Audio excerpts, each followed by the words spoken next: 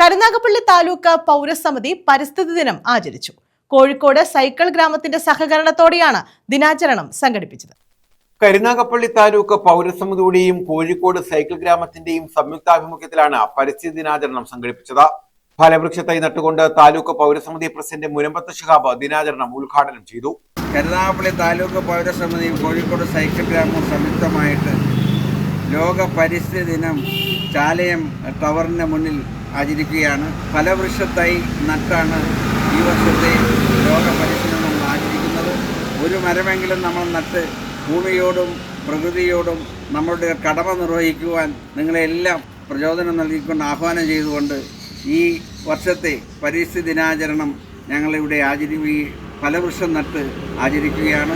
നാസർ പോച്ചയിൽ അധ്യക്ഷത വഹിച്ചു. ലോകത്ത് ഒട്ടാകെ മരം വെട്ടി മാറ്റി പ്രകൃതിക്കെതിരെ നിൽക്കുന്ന ഈ കാലഘട്ടത്തിൽ ഈ പ്രകൃതി ദിനത്തിൽ ഞങ്ങളുടെ സൈക്കിൾ ഗ്രാമത്തിന്റെ നേതൃത്വത്തിൽ നടത്തുന്ന മരം പ്രകൃതിയോടുള്ള ഈ സ്നേഹം ഫലവൃക്ഷം നട്ടുകൊണ്ടാണ് ഞങ്ങൾ നടത്തുന്നത്. വി ബാബു, വർഗീസ് മാത്യു കണ്ണാടിയിൽ, നൌഷാദ് തേവറ, റഷീദ് പുതുവീട്, സുൽഫിക്കർ, നാസർ അമ്പിത്തറ, അബ്ദുൽ വഹാബ്, PV ബാബ, തങ്കരാജൻ, അമ്പുവിള ലത്തീഫ് എന്നിവർ പങ്കെടുത്തു. News bureau, Karunagappally.